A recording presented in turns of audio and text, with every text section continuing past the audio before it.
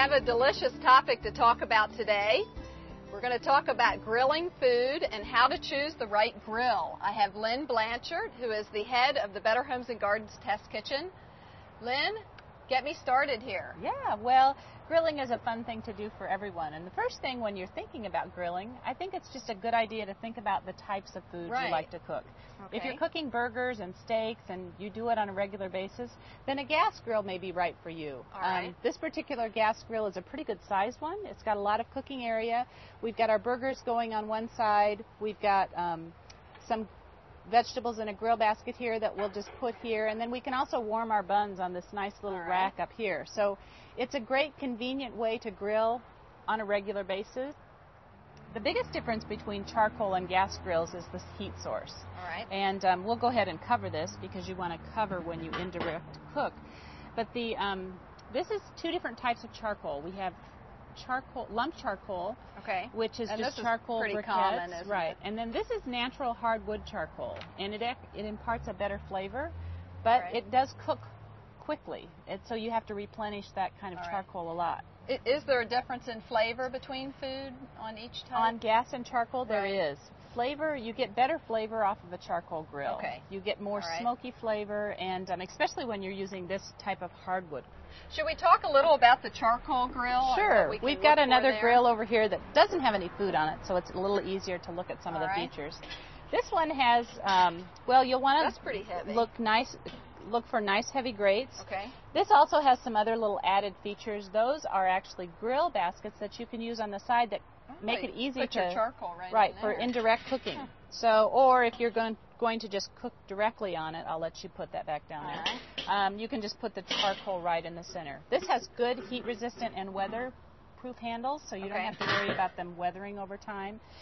You'll always want to grill with a vent because you'll need to get airflow moving through that grill. So you keep the vent open. You keep the vent open if you're cooking. And if you want to close it down a little bit, you can use that to control the heat.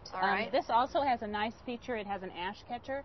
So if you're putting your charcoal grill on a wood deck, it's nice to keep the ashes up from so they're not falling right on the surface. And causing a fire. So there's some that just have a metal disc on the bottom, and those are perfectly fine too, but not as convenient or safe when you're on a gas deck. This one has some other features that this one doesn't have, like a thermometer here so you can tell the temperature of what's kind of going on inside your grill. It's got a nice work table. There's some hooks to hang your utensils on in front, and it's on wheels so you can wheel it around. How much do grills cost? Well, a standard charcoal grill you can get for probably $90 to $150, depending on the type of features you want. If you go up to a higher end grill, you can spend over $1,000 if you want to. So it just kind of depends on how much you're into it. And a gas grill is more than that? Well, a gas grill would be in the $1,000 ballpark and up. So. Wow. All right. So you get some convenience with the gas grill, but maybe a little better flavor than with the charcoal. And some other tips, in terms of lighting a charcoal grill, there's lots of other tools you can use. This is a great thing because you just put your charcoal on the top and paper underneath and light the paper, so you don't have to use lighter fluid that sometimes can impart a funny flavor on meat. You can also use these nice little paraffin chips that you can put right in your charcoal.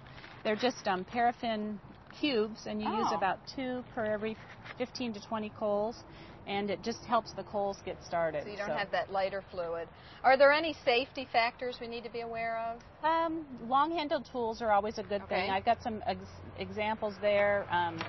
For moving hot coals around, you'll especially want something like that, and for turning the food, you'll want good long-handled spatulas. You don't want a tiny little spatula. Right, and be careful on what you're wearing while you grill. You don't want loose clothing because it can catch on fire, as you see with this.